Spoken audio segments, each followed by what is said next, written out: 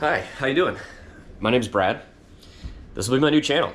I just got laid off after like 10 years of being in the animation industry. No harm, no foul. But now it is my time to build. It is my time to run. I will be developing in the open. My goal is to get to 5,000 MMR by 2 months, 3 months. I already have 3 things in the works. I have an Etsy store that I've owned for a long time that I just run completely by myself. My wife, on occasion, helps me with it. Bless her soul, when she wants to work with me. But I 3D print like nerdy things, coasters, accessories, all that kind of good stuff. I started a Impulse Log app, which I call Impulse Log. It's an app that I built for my friends and I who potentially have ADHD. I know some of them actually do. I haven't been completely diagnosed, but one of them was like, dude, you're like the poster boy of a person with ADHD. She read my rap sheet. She read me like a book. I was like, everything you just listed, I do to the T. So after months of talking about how hard it is to save money and how budgeting apps don't work, I built Impulse Log. You can check it out at impulselog.com. I will be actively developing it and getting bug reports and using all the critiques that you guys give and advice to make that app as good as it possibly can be for the users. Not just for me, but for people who actually use it. And then my third thing, my third company is a little something called The Local Lookout, which I own with Cameron Perkins, one of my best friends, one of his sisters. I've known her basically my whole entire adult life, and we decided to start a business together. She's back in Michigan. I am currently living in Ottawa. Over the course of this video and the series, you'll eventually learn my life, and you'll learn more about me, and you'll learn the things that I've done and the places I've been and the people I know and have seen, and the jobs that I've had and the friends that I've made along the way. I'm sure you'll meet some of them along the way. This is going to be a completely on-the-fly series. It's just going to be me, my life, very little editing, as little editing as I can honestly get away with. I'm not going to script anything. Maybe I'll have bullet points every once in a while. I don't today. I had one topic that I wanted to talk about, and that's just where I'm at.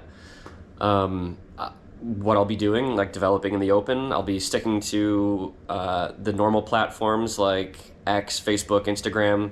Not the biggest fan of TikTok, so I don't know if I'll join that ever, even though I've been told I should, especially given my situation. TikTok loves short-form videos of people who just got laid off trying to build an entrepreneurial lifestyle for themselves.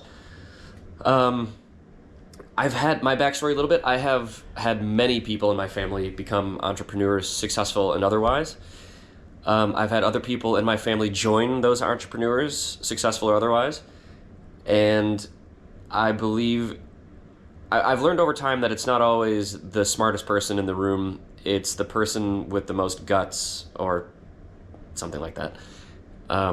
It's not always the logical thing that gets you to where you want to be. Sometimes you have to take the jump and hope that fucking parachute isn't tangled up in that bag. Because you kind of jammed it in quickly. And that's kind of where I'm at. I have a lot of people in my family who have been entrepreneurial over my whole entire life. My grandfather, my maternal grandfather, who's one of the most important people in my entire life and one of the mentally strongest, physically strongest, capable men I've ever met, and many people have ever met, they told me, was an entrepreneur. And he always said, it's not what you have up here, it's what you have in here. And I fully believe that. I feel like it's not always the smartest in the room. It's the person who takes the most risk, the person who's the most willing to course correct. There is an old fighter pilot that said, his biggest advantage wasn't being right, or it wasn't being right the first time. It was being right first. He said, you can make 10 wrong decisions as long as you can make that right one before your enemy does, before your adversary does. Which, that's kind of how I lived my whole life. I make a left turn and I say, holy shit, this isn't the road I'm supposed to be on. Quickly get off. Maybe it takes me 3 or 4 roads to get back to where I need to be, but I'm not, running down the highway and 5 different exits debating on whether I should be on this road or not, or whether I should just take the scenic road. No, I get off pretty fucking quick. I'm pretty motivated. I'm pretty pragmatic in certain cases, I suppose. I'm energetic, adventurous, and this is just part of that. You'll be able to see it develop over time. You'll be able to see me go from happy to sad to scared to nervous to everything in between. I haven't even shaved because fuck it.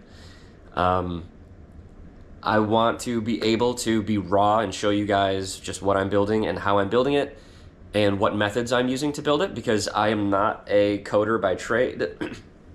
I did go to school for computer science, but that bachelor's degree of computer science was specialized in 3D computer animation. So the coding that I did was very rudimentary. It was not building programs, building apps, building anything, really. It was just, hey, the most we could program was really rig a character up and then write some scripts for Maya, and then some Python scripts for, you know, whatever other crap you wanted to try to automate, mostly renaming your shots, naming convention stuff, which was handy. So I'm fully learning how to code. I'm using AI to help me do it. I am using AI to be my lead developer, and I am using AI to be my coding mentor, as I think any real developer or person interested in AI or furthering themselves should.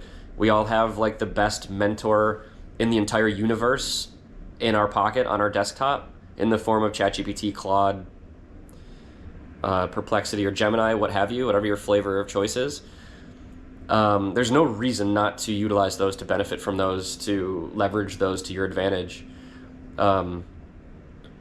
You know, I hear a lot of arguments, well, it's doing the work for you. Well, it's not. I mean, it is, but it's not. It's like telling a director, well, your animators did the work for you. You didn't really animate that show. It's like, well, they did, but none of that stuff would have went out if I didn't approve it or look over it and make sure that everything was working. Having said that, I have to go fix a bug right now.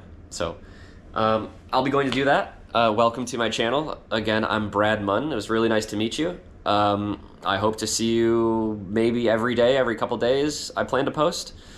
I'll post other things too, not just my live developing, but I'll be posting just my day-to-day now that I can.